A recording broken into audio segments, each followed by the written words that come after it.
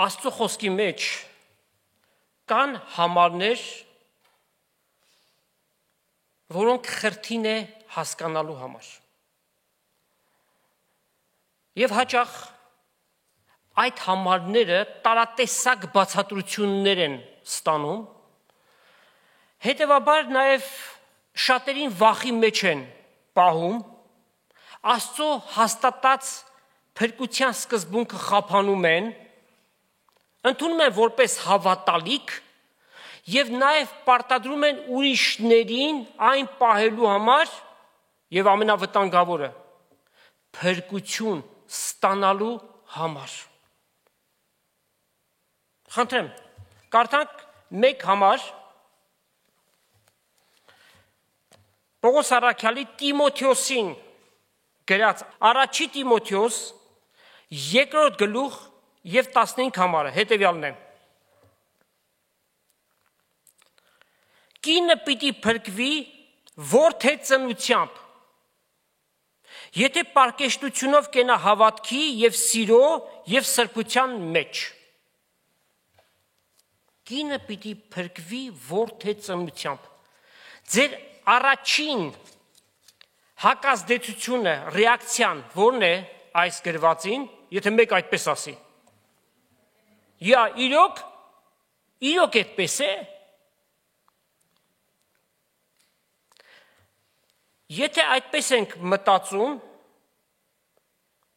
այս գաղափարը Աստծո փրկության ծրագրին հակառակ է։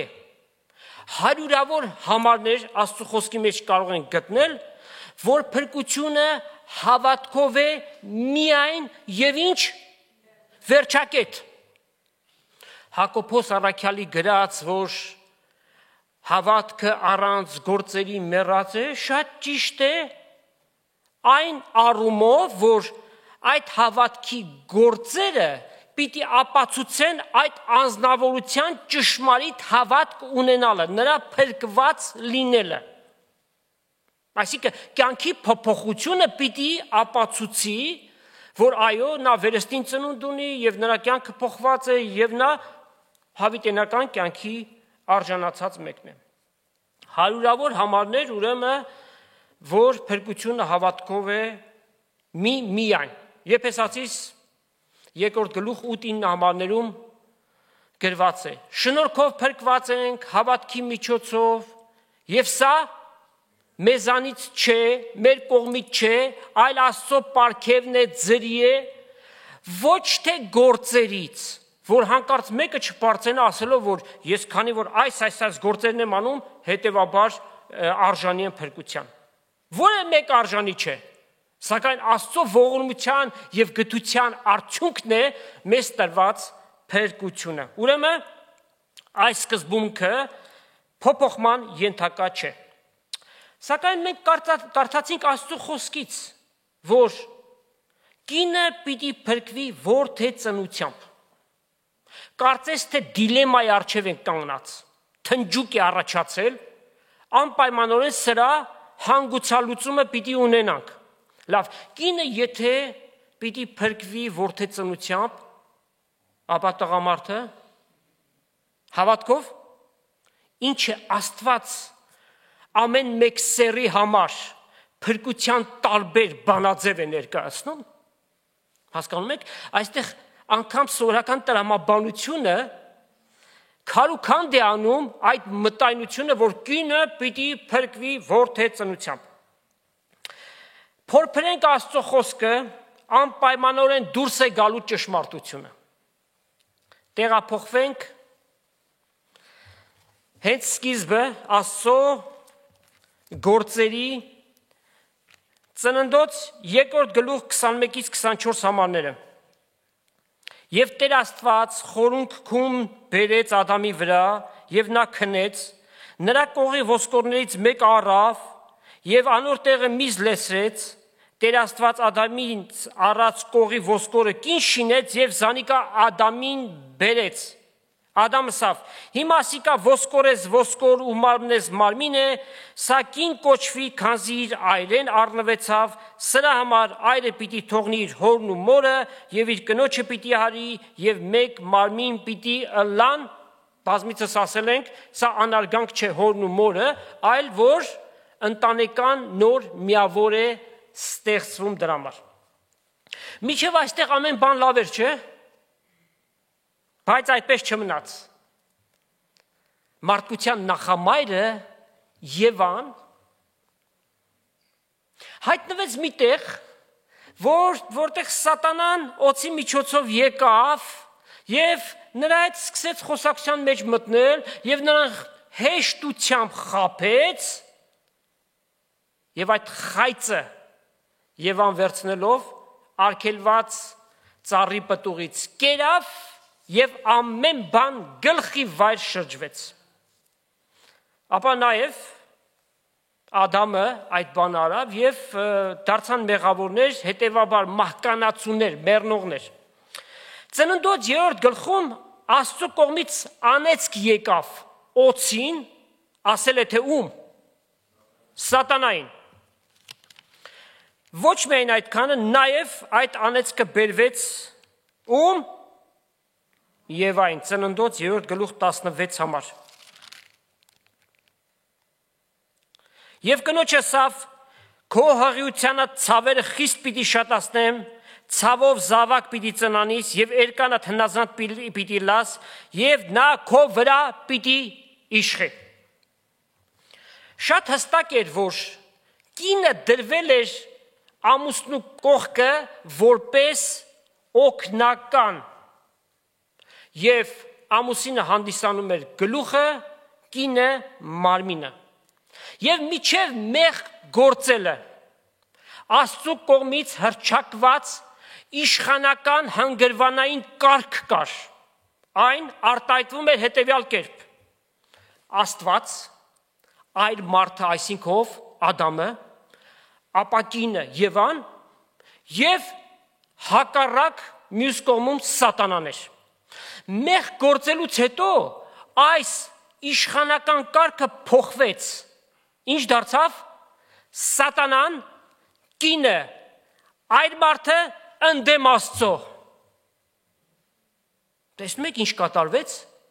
Մեկ աննազանդության, մեկ մեղքի պատճառով։ Բայց փառք Տիրոջը Աստված այդ ամենը իջի կարավ Քրիստոսով եւ վերականգնեց այն ինչ որ սկզբանե դրված էր։ Կարդում ենք Կորինթացիներին գրած առաջին նամակի 11-րդ գլուխ 3-րդ համար։ Կուզեմ որ գիտնաք թե ամեն այր մարդու գլուխը Քրիստոսն է եւ կնոջ գլուխով է այր մարդը եւ Քրիստոսի գլուխը Աստված է եւ այս վերջին ասացի համար որը մեկը թող չզարմանա մանավանդ առիթ չտրվի աղանդավորներին ասելու որ տեսնում եք Աստված Քրիստոսից բարձր է, նրա գլուխն է։ Որպես պաշտոն, որպես փրկությունը իրագործող փրկիչ, Քրիստոս իր փառքից մերկացավ, երկիր եկավ եւ այս առումով է գրված, որ Քրիստոսի գլուխը Աստված է, բայց երրորդության մեջ հայրը, որդին եւ Սուրբ Հոգին հավասարազոր են։ Ուրեմն կնոջ գլուխը այր մարդն է։ Ներկա մտածողությունը ինչ է ասում, որ Աստված խտրական Աստված է։ Այսինքն այր մարդուն ավելի է գնահատում, քան թե կնոջը, այդպես է։ բոլորովին, որպես Աստծո ստեղծվածներ, թե այրը եւ թե կինը հավասար են։ Փրկության մեջ երկուսն էլ հավասար են, խտրականություն չկա։ Սակայն որպես դեր, որպես դիրք, այդ մարդը գլուխ է, կինը մարմին է։ Իր կողից առնվեց, չէ, Ադամի կողից առնվեց Եվան։ Կինը պիտի փրկվի որդեծնությամբ, հեչ մարցելու բան չի։ Հա? Ընդհանրապես կոնտեքստից, համատեքստից, երբ որ մի համար վերցնում են,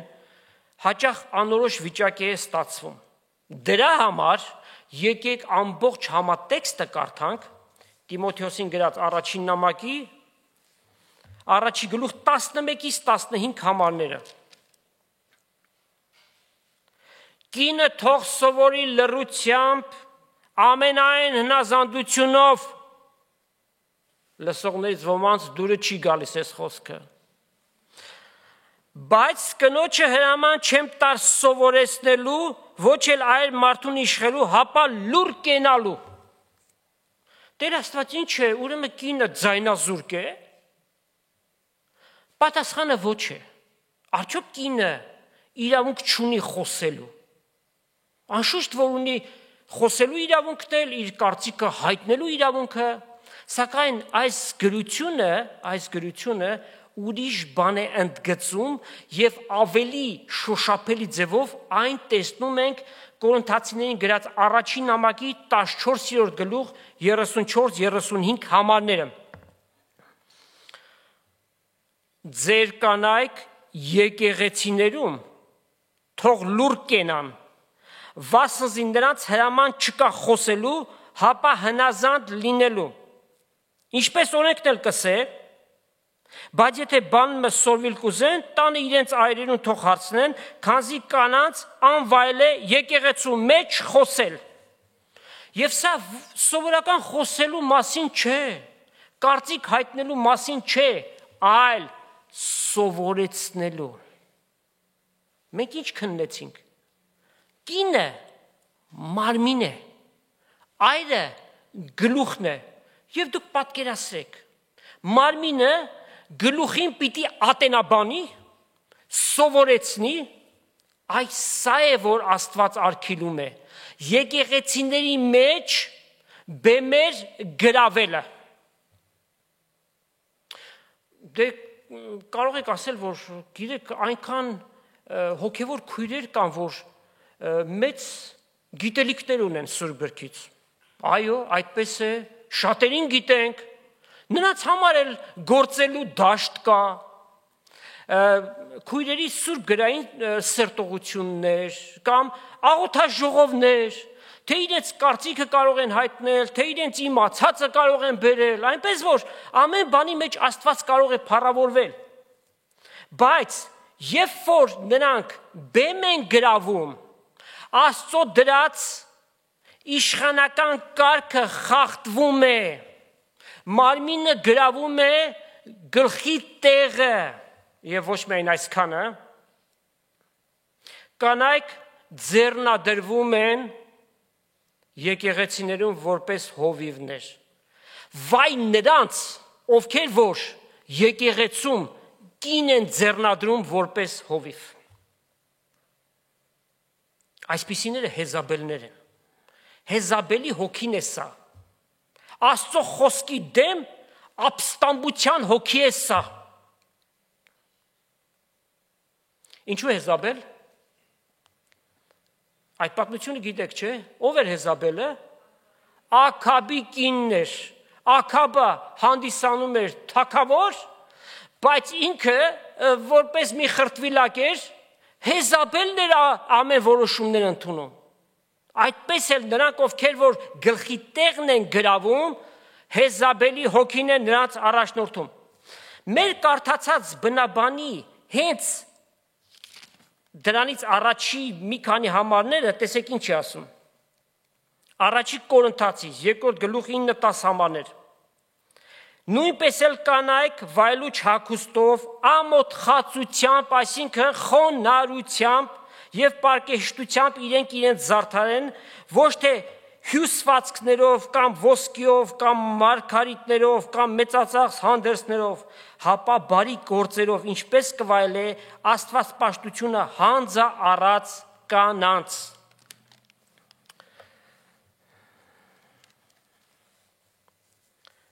Համար 13 ասում է, վասնզի առաջ Ադամ ստեղծվեց ու հետո Եվան։ Այդպես է, ուրեմն կարգը կա, չէ՞։ Իսկ 14-ը եւ Ադամ չխաբվեց, հապա կինը խաբվեց եւ հանցակ գործեց։ Ուր էր Եվան։ Որտեղ պիտի լիներ։ Պիտի լիներ Ադամի կողքը։ Բայց ուր էր ինքը։ Ինքնագլուխ ձևով գնացել էր, չէ՞։ Եվ այդ հանգամանքը սատանան լավագույնս գործածեց նրան խաբելու համար։ Մենակ այս խոսքը մի քիչ դժվար հնչող է, մենակ բռնացրեց։ Իր ուզածը դա էր, գիտեր, որ Եվային կարող է խաբել։ Ադամ չխաբվեց, Ադամը զոհ դարձավ իր կնոջը, այր և կին մեկ մարմին էին, նա իրեն զոհեց իր կնոջ համար։ Տերը ինչի համար է այս ամենը հիշեցնում։ Երբ որ գրվեց, դրան 4000 տարի առաջ է այս դեպքը տեղի ունեցել։ Ինչու՞։ Որպեսզի կանայք մշտապես հիշեն, թե Աստված ինչպիսի սահմանագծեր է իրենց դրել, որ դրանցից երբևէ դուրս չգան, որպեսզի Քրիստոսով վերականգնված Աստված այր մարդ եւ ապա կին իշխանական հարաբերությունը այդպես էլ պահպանվի։ Աշխարհի մեջ ինչպես է։ Սատանան եւ հետո մարդկանց խումբ ընդդեմ Աստծո։ Եփեսացիներին գրած նամակում Պողոս առաքյալը հետևյալն է գրում։ Եփեսացիս 5-րդ գլուխ 21-ից 29 համարները իրար հնազանդ եղեք Աստծո վախով, կանայք իրենց այրերին հնազանդ լան, որպես թե Տիրոջը, վասնզի այրը կնոջ գլուխն է, ինչպես էլ Քրիստոս եկեղեցու գլուխն է, տեսակ ինչ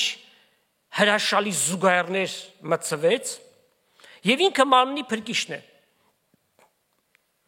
Ուստի ինչպես եկեղեցին հնազանդ կլնա Քրիստոսին, նույնպես էլ կանայք ամեն բանի մեջ իրենց այրերուն։ Այրեր, սիրեցեք ձեր կանանց, ինչպես Քրիստոս էլ սիրեց իր եկեղեցին եւ իր անձը մատնեց նրա համար։ Այր մարդիկ, տղամարդիկ, եղբայրներ, շատ ավելի զորավոր հրաման է մեզ արձակված։ Մեր կողակիցներին, մեր կանանց, մեր անձի պես սիրել, պատրաստ լինել մեր կյանքը նրանց համար զոհելու։ Որպեսզի զանիկա սրբե ու մաքրե ավազանի ջրով, խոսքով, որպեսզի ինքը իր դեմ փառավոր կեցնե եկեղեցին, որ արատմը կամ ախտեղություն կամ ուրիշ ասոնցպես բան մը չունենա, հապա սուրբ եւ անարատ լա։ Նույնպես էլ պետք է որ այրեր իրենց կիները սիրեն իրենց մարմինների պես։ Նա որ իր կինը կսիրե, իր անձը կսիրե։ Վասնզի մեկը բնավ իր անձը չաթեր, հապա կսնուցանե եւ կխնամե զանիկա, ինչպես Տերն ալ եկեղեցին։ Հրաշալի խորհուրդներ են մեզ ներկայացվում Աստծո խոսքով։ Ուրեմն 15 համարը մեր բնաբանի կինը պիտի փրկվի որդե ծնությամբ։ Հետ սկզբից Աստծո հրամաններ ծննդոց առաջի գլուխ 28 համար աճեցեք ու շատացեք եւ երկիրը լեցրեք։ Որդե ծնություն չի նշանակում միայն որդի ծնել, նաեւ դուստր ծնել էլ է նշանակում։ Իգական սերը մի եզակի առաքելություն ունի երկրի վրա։ Եվ դա առաքինի առաքելություն է։ 9 ամիս իր որովայնում կրել զավակ ու լույս աշխարհ բերել։ Եվ հիշենք, Աստված ասաց, հղիությանը ցավերը պիտի շատանա, ցավով պիտի զավակ ծնես։ Միայն նա, ով փորձարաբար այդ ցավերը կրել է, նա կարող է միայն հասկանալ։ Ուստի մեծապես պիտի գնահատենք այս առաքելությունը, այն ինչ որ իգական սերունդը մարդկությանը պարգևում է։ Եվ ոչ միայն ծնել, այլ նաև դառնալ մայր, խնամել, մեծացնել, հոգ տանել։ Եվ սա իրապես առաքելություն է, որ մեծապես գնահատանքի արժանի է։ Տիմոթեոսին գրած առաջին նամակի 5-րդ գլուխ 14-15 համարներում կարդում ենք հետևյալը. Ուստի կուզեն, որ դեռահասակ կանայք ամուսնանան, զավակներ ծնանին, տնաշենը լան ու նախատիկի առիթ չտան հակառակորդին։ Քանզի արդեն ոմանք խոտորեցան եւ սատանայի ետևից գնացին։ Հասկանում ենք ինչի մասն է խոսքը։ Հակառակորդը սատանան փորձում է մեղքի մեջ գցել մարդկանց մանավանդ նրանք ովքեր որ ամուսնացած չեն։ Դրա համար Աստծո խոսքը ասում է առաջի Կորինթացիս 7:9, եթե ժուշկալություն, ինքնազսպում, self control չունեն, թող ամուսնանան, ավելի աղեկ է ամուսնանալ, քան թե կրքով բորբոքել։ Մեկի ամուսինը թողել գնացել է։ Կարող է ամուսնանալ, թե ոչ։ Ոմանք տարին կպած ասում են, ոչ, միջև այդ ամուսինը չմահանա, իրավունք չկա ամուսնանալու։ Իսկ Աստծո խոսքը ասում է, ավելի լավ է ամուսնանան, քան թե կրքով բորբոքեն։ Ուրեմն հոգին պիտի հասկանանք, թե Տիրոջ հոգին ինչ է ասում։ Սատանան չարամտորեն այս հանգամանքը գործածում է մեղքի մեջ գցելու համար։ Եվ ոմանք, ասենք հետևյալը, հավատացյալ կոչվողներ, որ իրենց իբրև թե ժամանակակից մտածողության կրողներն են իրենք հանդիսանում։ Ամուսնությունից դուրս սեռական հարաբերության մեջ են եւ իրենց արդարացնում են ասելով, որ դե Աստված շատ լավ գիտի, որ մենք բնական ցանկություններ ունենք, մեզ ինքը լավ հասկանում է։ Ստեղել ենք ասում, իրոք Աստծո խոսքը անփոփոխ է։ Որևէ կերպով մեղքը չի արդարացվում։ Ուզում ես Աստծո առջև անմեղադրելի գտնվես,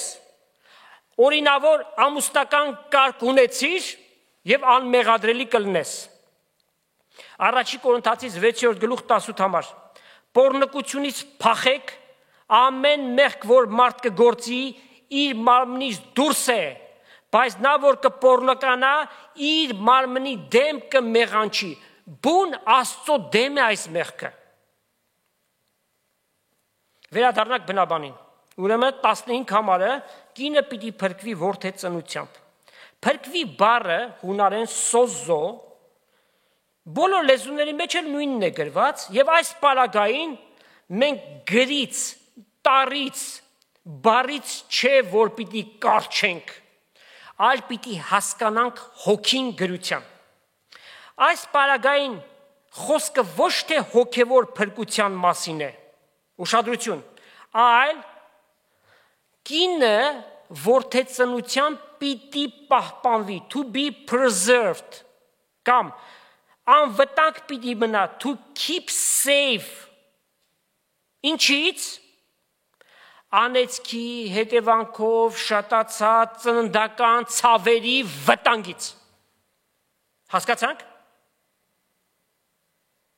Պիտի փրկվի ինչից?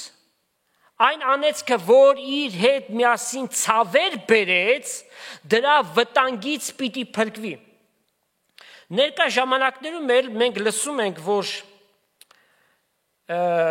ծննդաբերության ժամանակ պատահում են բարդացումներ կամ բժշկական կազմի թերացումների պատճառով ծննդկաններ են մահանում, լսում եք թե չէ, եւ շատ ցավալի է։ Ներկա ժամանակների մեջ, որ բժշկությունը այդքան զարգացած է,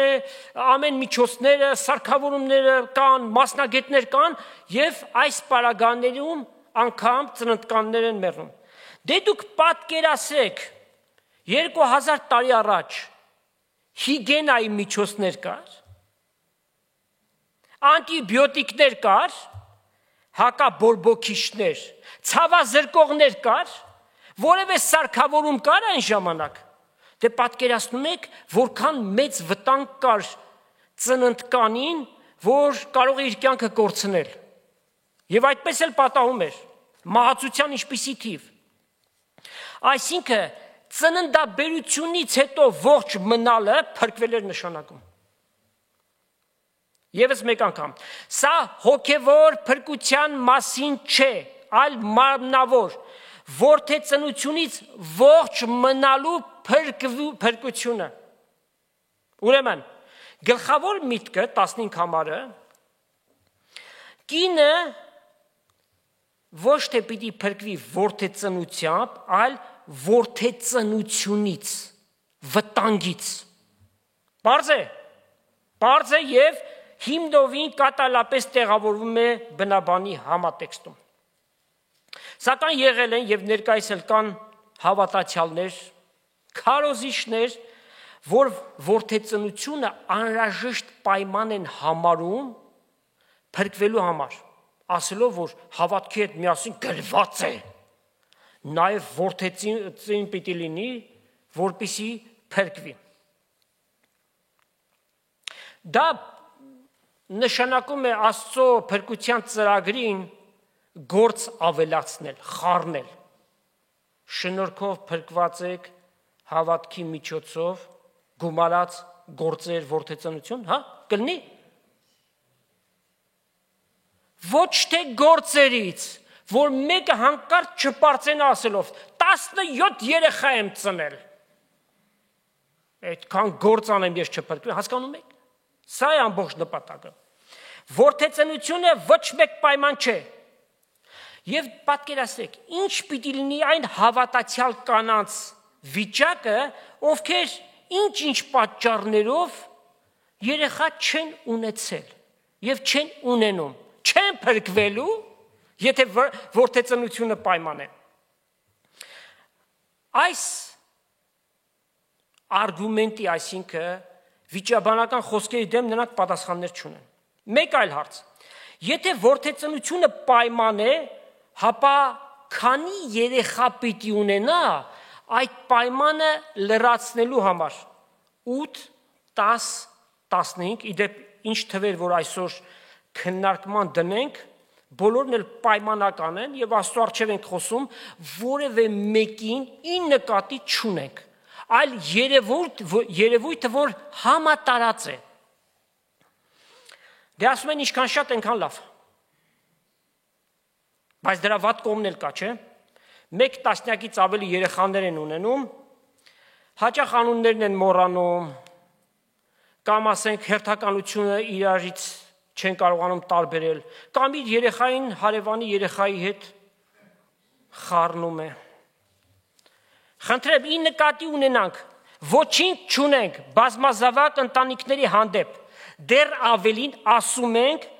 Աստված թող օրհնի եւ պահապան լինի ձեր զավակներին։ Հավատացյալ զույգերի վրա որքան պարտադրանք եւ բեռ են դնում։ 3 երեխա ունեն, վրան 2 տարի անցել է, նոր երեխա չծնվեց, անմիջապես պատկան մարմինները կանչում են։ Ովքեր են պատկան մարմինները։ Ոստիկանությունը, եկեղեցու առաջնորդներ։ Եկեք տեսնենք, այս ում նախաձեռնությամբ է, որ գործարանի արտադրանքը կանգնել է։ Այդպիսիներին հարց տանք, դուք ինչ իրավասություն ունեք միջամտելու զույգերի անձնական գործերին, ոչ միայն այդքանը, նաև քննելու նրանց անկողինը։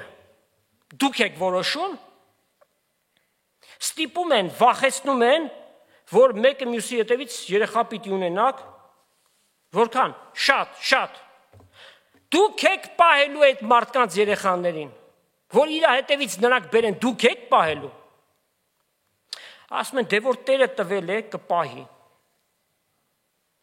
զույգը 4 տարում 5 երեխա է ունեցել, հիմա զարմացաք, 3-րդ տարվանը զույգ էր, և այդքանից հետո էլ չեն ուզում ունենալ, կանչում ասում են, այս չլինի պաշտպանվում եք, մեղք եք գործում, հավատքով, ամեն բան հավատքով պիտի լինի, այսինքն իրենց երեխա ունենալ, չունենալ ամեն բան հավատքով է, այդ որ այդպես է 9-ից հետո ինչի չշարունակվեց, մինչև 25 կարակ գնայք, հա? Գինեսի ռեկորդի գրքում էլ անուններդ կգրվեր, ուրիշների վրա պարտադրանք թող տրվի, ուրեմն մեղք եք գործում ասում են, և ինչպես Աստված Օնանին հարվածեց, ձեզ էլ կհարվածի, Օնանի մասին լսել եք, կարդացել եք, լավ է, հիմա կարդանք, թեև նման կարգի բաները լավ է, որ ամեն մեկ առանձին իր համար կարդա և քննի, բայց քանի որ այսօրվա մեր նյութն է, և մանավանդ Աստծո խոսքից է, պիտի կարդանք, Ծննդոց 38-րդ գլուխ 6-ից 10 համարները, Հուդան իր անդրանիկ տղուն Էրին կին մարավ, որուն անունը Թամար էր, ով էր Հուդան, Աբրահամ, Իսահակ, Հակոբ, 12-ից մեկը Հուդան էր, Հուդայի անդրանիկը Էրը չար էր Տիրոջ առջև և Տերը նրան մերձրեց, Հուդա ասավ Օնանին, մտիր քու եղբորդ կնոջ և տեքրության իրավունքդ կատարե անոր և քու եղբորդ սերունդ հանե, օրենք էր դրված, Օնան գիտցավ, որ սերունդը իրեն պիտի չլա, անոր համար երբ իր եղբոր կնոջը կմտներ, սերմը գետին կթափեր, որպեսզի եղբոր սերունդ չտա, և ըրած այս բանը Տիրոջ առջև գեշ երևցավ և զանիկա էլ մերձրեց, ասում են տեսնում եք, ինչ վտանգ կա ձեզ, այդ պաշտպանվելուց նայեք, ինչպես Աստված Օնանին հարվածեց, ձեզ էլ կհարվածի, և Օնանը դարձավ օնանիզմի հիմնադիրը, մարդկանց մեջ այդպես է տարածված, ուրեմն Աստված ինչու համար հարվածեց Օնանին, իր տեքրական պարտականությունները չկատարելու համար, այլ կերպ ասած, Աստծուն աննազանդ գտնվելու համար, իր եղբոր անունը պիտի ջնջվեր և ինքը պարտավոր էր այդ եղբոր անվան համար զավակ ունենալ և չունեցավ, եկեք կարդանք, որ այդ ամենը նաև օրենքին ամրագրված էր, մինչև հափշտակություն հետևյալ նյութով էլ չենք խոսի, այս մեկը բավարար է, կարդանք, Երկրորդ օրինաց 26-րդ գլուխ 5-ից 10 համարները, Երբ եղբայրները մեկտեղ բնակին և անոնցմե մեկ առանց զավակի մեռնի, մեռնողին կինը դուրսը օտար մարդու հետ թող չկարգվի, այլ տեքրը անոր հետ թող ամուսնանա և տեքրության պարտականություններ անոր հատուցանե, անոր ծնած անդրանիկ տղան թող մեռնող եղբոր անունով կոչվի և անոր անունը Իսրայելեն չջնջվի, եթե այն մարդը իր հարսը առնել չուզե, այն ատեն հարսը թող դիմե ծերերուն և ասե, իմ տեքրս Իսրայելի մեջ իր եղբոր անունը հաստատել է կհրաժարվի, տեքրության պարտականությունը ինձի հատուցանել չի ուզում, այն ատեն անոր քաղաքի ծերերը զանիկա թող կանչեն և անոր խոսին և եթե անիկա հաստատ կենալով ասե, ասիկա չեմ ուզեր առնել, այսինքն այս կնոջ չեմ առնում ես,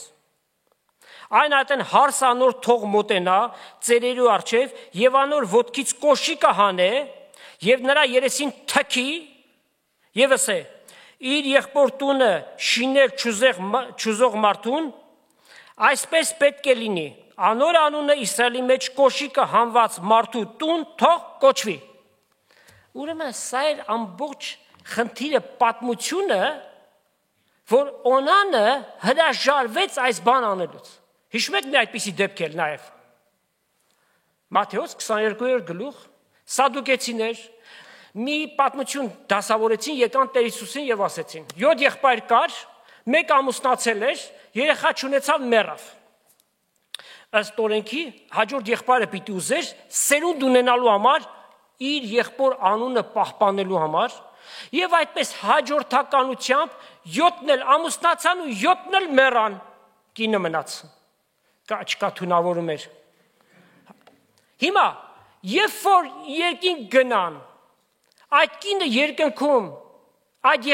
եղբայրներից որ մեկի կինը պիտի լինի, Հիսուս ասավ, այդ տգետ ալմիտներ, ոչ գրքերը գիտեք, ոչ էլ Աստծո զորությունը, որ երկնքում կինը առնել, երկանտրվել չկա, հրեշտակների նման են, այսինքն չեն ամուսնանում։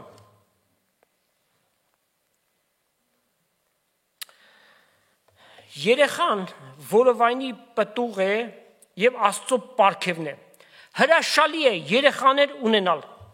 Մանավանդ առաջնային բանը Աստծո ճամփաների մեջ կրթել։ Լավ, քանի երեխա։ Ով է որոշում։ Զույգն է որոշում Աստծո հետ աղոթքով։ Աստված իմաստություն է տվել, որ եթե 7, 8, 10, 12 երեխա պիտի ունենաս ու չկարողանաս սպահել, դու այդ երեխաների մանկությունը փչացնում ես, նրանց անհոգ եւ ուրախ տարիները կորցնում ես։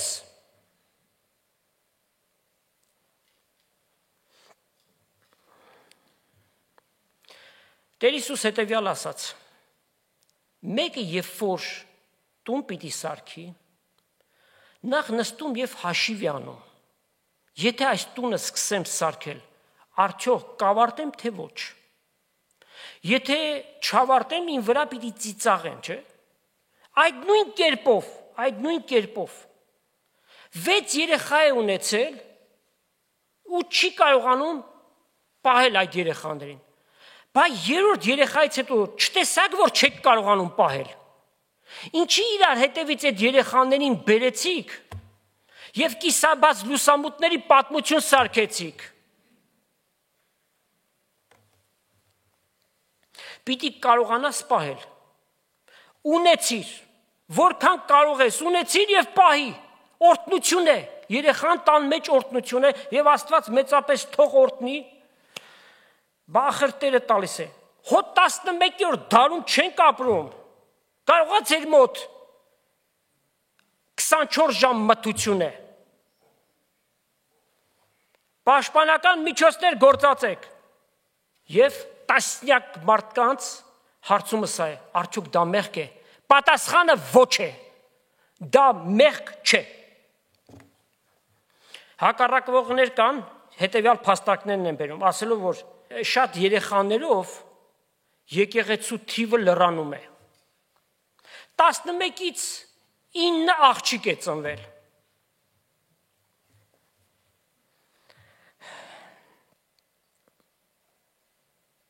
Եվ 11-ից 9 անհավատ է։ Ոնց լրացավ եկեղեցու թիվը։ Կամ ասում են, որ ազգին զինվոր ենք տալիս։ 11-ից 9 աղջիկ է։ Մեկ անգամ եւս բացարձակապես ոչ մի խնդիր չունենք շատ երեխաների հետ։ Նպատակը, որ խոսում ենք, հասկանալի է։ Որքան ուզում են թող ունենան, եթե կարող են այդ երեխաներին պահել, թող Տերը իրենց օրհնի եւ պահապան լինի։ Բայց Օնանի օրինակը որպես վախեցնող մի բան ներկայացնելը շատ սխալ բան է, Օնանի պարագան մենք տեսանք, նա պիտի օրենքի համատ լրացներ իր եղբոր, ասենք պակասությունը, որ զավակ չեր ունեցել եւ զավակ պիտի ունենար։ Անշուշտ ներկա դարում նման մի օրենք շատ տարօրինակ է, չէ՞ թվում։ Եղբայրը մահացել է, եղբոր կնոջը որպես կին ուզել, բայց այդպիսի օրինակ կա, Միացյալ Նահանգների նախագահի պաշտոնը գրավողի տղան իր եղբոր կնոջ հետ է ամուսնացել։ Ուրեմն փրկությունը որդեծնության հետ որևէ կապ չունի։ Ունես մի երեխա, 2, 5, 10 կամ երեխա չունես, որևէ կապ չունի։ Աստծո խոսքը անփոփոխ է, փրկությունը հավատքով է, հիմնված Տեր Հիսուսի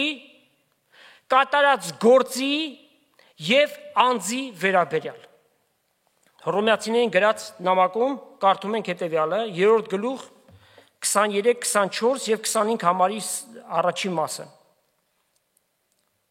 Վասնզի ամենքը մեղ գործեցին եւ Աստծո փառքից պակսեցին, բայց անոր շնորհքով եւ Քրիստոս Հիսուսով եղած փրկությունով ձրի կարթանան, որ Աստված նախապես սահմանած էր քավությունը լալու, եթե անոր արյանը հավատան։ Սուրբ գրքի մեջ կարող եք գտնել մի ուրիշ տեղ այս կամ այն եկեղեցին գրված բացառությամբ Տիմոթեոսին գրվածից, որ ակնարկություն լինի, որ կինը որդեծնությամբ պիտի փրկվի։ Նման որևէ բան չկա գրված։ Փրկությունը միմիայն հավատքով է, այն Աստծո ձրի պարգևն է, այն շնորհք է տրված։ Փրկության մեջ որևէ գործ խառնել նշանակում է այդ շնորհքը խափանել։ Նշանակում է այն այլևս ձրի չէ, դու քո կողմից մի բան ես անում, որպիսի արժանանաս Աստծո փրկությանը։ Դա ինքնախաբեություն է։ Նախ որ որևէ մեկը օրենքը չի կարող պահել, որտեվ օրենքը սուրբ է, իսկ մարդը մեղավոր է, մեղքի տակ ծախված։ Հետևաբար մեղավոր մարդը Աստծո սուրբ օրենքը չի կարող պահել, նպատակը օրենքը տալու դա էր, որ մարդ արարածը տեսնի, որ ինքը անկարող է Աստծո օրենքը պահելու, որ աղաղակեր ասեր Տեր Աստված փրկի եւ Աստծո փրկությունը իրեն պիտի հասներ։ Մարդը պիտի տեսնի իր անկարող վիճակը Աստծո օրենքը պահելու։ Եվ այդ վիճակից, երբ որ մարդը ասում է Տեր Աստված, ես անկարող եմ, դու պիտի ինձ փրկես, Աստծո փրկությունը հասնում է։ Կարդանք Գաղատացիս նամակում գրած 3-րդ գլուխ 24-ից 26 համարները։ Ուրեմն օրենքը մեր դաստիարակը եղավ մեզ Քրիստոսին բերելու, որպեսզի մենք հավատքով արդարանանք, բայց երբ հավատքը եկավ, օրենքի տակ չենք, վասնզի ամենք տել Աստծո որդի է Քրիստոս Հիսուսի վրա եղած հավատքով։ Ինչպես ենք Աստծո որդի դառնում, Հիսուս Քրիստոսի վրա եղած անկեղծ հավատքով, ով որ Տիրոջ անունը կանչի անկեղծ սրտով, պիտի փրկվի։ Ուրիշ տարբերակ չկա։ Որևէ բան այս ֆորմուլային, այս բանաձևին չես կարող ավելացնել։ Դա նշանակում է Աստծո խոսքին հակառակ գնալ։ Իսկ ահա փրկվելուց հետո առիթը կգա բարի գործեր անելու։ Երբ որ Սուրբ Հոգին սկսի ներգործել, այն ժամանակ անգամ եթե քո անձդ էլ չի ուզում, Սուրբ Հոգին քեզ կհամոզի, չէ՞։ Հիսուսին ինչ ասաց, առանց ինձ բան մնալ չեք կարող անել։ Այսինքն ես եմ որ ձեր մեջ պիտի ներգործեմ, այդ անելը, որպեսզի ձեր արած բարի գործերի մեջ էլ ես փառավորվեմ։ Ոչ թե մարդը, այլ Աստված փառավորվի։ Իսկ նրանք, ովքեր որ փրկությունը չունեն եւ բարի գործեր են անում, հիմա պիտի մտածեն ասելով, որ բարի գործերին մենք հակառակ ենք։ Բոլորովին, արեք ինչպես ուզում եք արեք, սակայն պիտի ասենք հետեւյալ ճշմարտությունը, որ արածի հետևում նրանք անպայմանորեն սպասում են, որպեսզի իրենց արածը ըստ արժանավորին գնահատվի, իրենց անունը մեծարվի, այդպես է թե չէ, աշխարհը այդպես է ուզում, պիտի իրենց անձերը փառավորվեն, բայց երբ որ Տիրոջն են գալիս, տեսնում ենք մեր ընկած վիճակը, մեր անկարող վիճակը, եւ ինչ էլ որ անում ենք, Միմիայն Տիրոջ շնորհքն է եւ իր փառքի համար է, որպեսզի ամեն բանի մեջ փառավորվի սուրբ երրորդությունը։ Պետրոս առաքյալը ուրիշ առաքյալների հետ միասին ատյանում կանգնած էր, քանապետներ, դպիրներ, իշխաններ դատում էին, իրեն դատում էին, հետևյալ ասաց, Գործք առաքելոց 4 գլուխ եւ 12 համար։ Ուրիշ մեկով փրկություն չկա, վասզի նրանից զատ ուրիշ անուն չկա, երկնքի տակ մարդկանց մեջ տրված, որով կարող լինի մեկը փրկվել։ Ուրեմն փրկությունը միմիայն Տեր Հիսուսով է։ Երկնքի ճանապարհը միմիայն Տեր Հիսուս ինքն է։ Մեղքերի թողություն տրվողը Հիսուսի թանկագին արյունն է, ուրիշ միջոց չկա։ Եվ հիմա դիմում ենք մեր հայրենակիցներին ասելով. Սիրելի հայրենի, դու այս հրաշալի փրկություն ունես թե ոչ։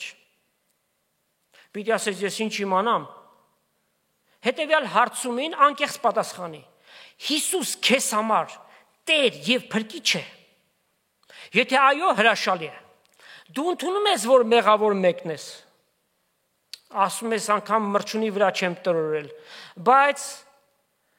Տեր Հիսուս ասում է, եթե մեկին անգամ մտքիդ մեջ անտեղի տեղը անմիտ ասես, արդեն մեղավոր ես։ Ասել ես թե ոչ, չասես չէ։ Ոչ միայն մտքիդ մեջ, բերանովդ ամեն օր քանի անգամ, հետևաբար մեղավոր ես։ Ուրեմն դու ով մեղավոր, այսօր կարող ես քո մեղքերից ազատագրվել։ Այն բանը, որին անգամ քո ամբողջ հարստությունը տաս,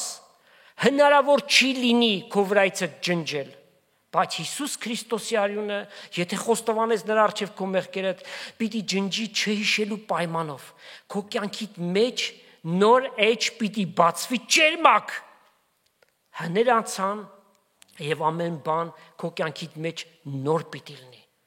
Արի Տեր Հիսուս Քրիստոսին, նայ քո ստեղծիչդ, նայ քո փրկիչդ, քեզ համար հավիտենական կյանք է պատրաստել։ Ունեցիր այդ հավիտենական կյանք, այն ձրի է, սիրելիս։ Մեկ քայլ, մեկ որոշում, անկեղծությամբ Հիսուսին այո ասել,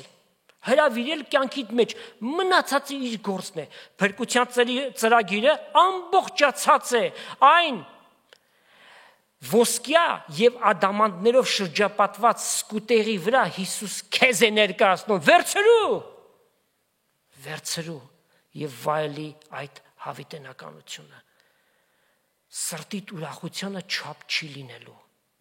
մտքիդ մեջ խաղաղությունը պիտի տիրապետի, այս փոթորկված աշխարհի մեջ հույսով պիտի ապրես միջև Տիրոջ գալուստը։ Եվ այս ամենը կոչվում է ապաշխարել։ Այսինքն աշխարհին կրնակ դարձնել, այսինքն Աստծուն այո ասել, արա այդ քայլը, այս քարոզախոսությունների գլխավոր նպատակներից մեկն էլ դա է, որպեսզի փրկության ավետարան ձեզ հասցնենք։ Սիրելի հայրենակիցներ, սիրելի հայ ժողովուրդ, Տիրոջ առջև եւ իր անունից դեսպանություն ենք անում ասելով, հաշտվեցեք Տիրոջ հետ, խոստովանելով ձեր մեղքերը, կդառնաք Աստծո որդի եւ հավիտենականության ժառանգորդ։ Ուրեմն այսօրվա նյութից մենք ինչ հասկացանք։ Կինը պիտի փրկվի որդեծնությամբ։ Այս խոսքերին ինչպես եք վերաբերվում։ Այլևս այն ձեզ շփոթության մեջ չի թողնում, չէ՞։ Հասկացանք, որ դա ոչ թե հոգևոր փրկության վերաբերյալ է, այլ ծննդական այդ ավելացած եւ վտանգ պարունակող ցավերից փրկվելու համար է, որ գրված է։ Փրկությունը հավատքով է, վերջում վերջակետ։ Աստված օրհնի իր խոսքը եւ ձեզանից ամեն մեկին եւ Տեր Հիսուս Քրիստոսի շնորհքը, Հայր Աստծո սերը եւ Սուրբ Հոգու հաղորդությունը Աստծո ժողովրդի հետ լինի, ամեն։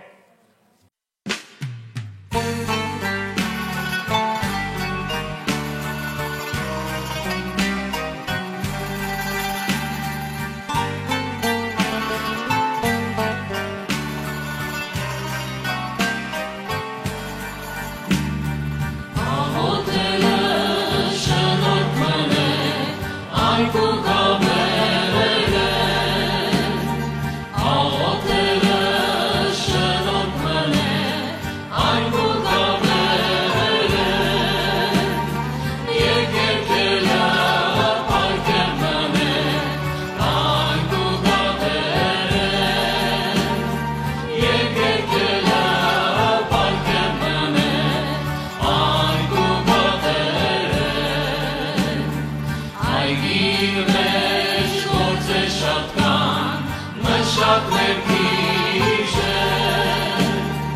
այն իր մեջ գործ է շատ բան, մշակներ քիչը, Տեր արտնցու